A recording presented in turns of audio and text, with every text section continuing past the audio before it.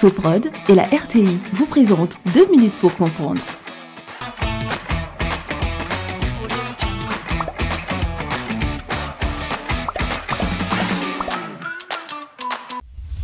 Bonjour, bienvenue dans 2 minutes pour comprendre, votre capsule quotidienne qui vous aide à comprendre comment fonctionne le monde qui nous entoure.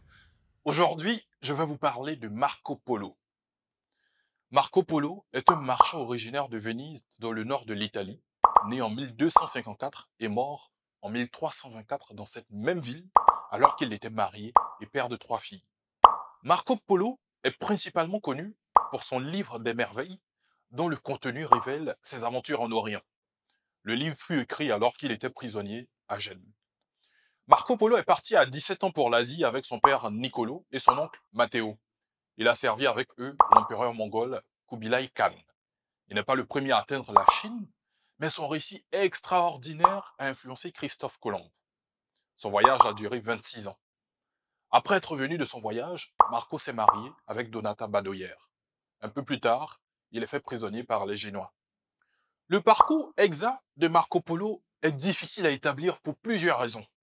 D'abord, l'objectif du récit n'est pas de donner un journal de voyage, mais une description des choses vues susceptibles d'intéresser le lecteur par leur étrangeté. Dans un texte rédigé plus de 20 ans après les événements, les imprécisions sont parfaitement compréhensibles. Enfin, nombre de villes traversées peuvent avoir disparu ou ont vu leur nom modifié parfois plusieurs fois, comme c'est souvent le cas en Chine. À travers son récit, Marco Polo fait preuve d'une grande sensibilité à la diversité des sociétés et ne porte presque jamais de jugement négatif. Loin d'opposer sa culture à celle qu'il découvre, il décrit un monde pluriel fait de différences démultipliées.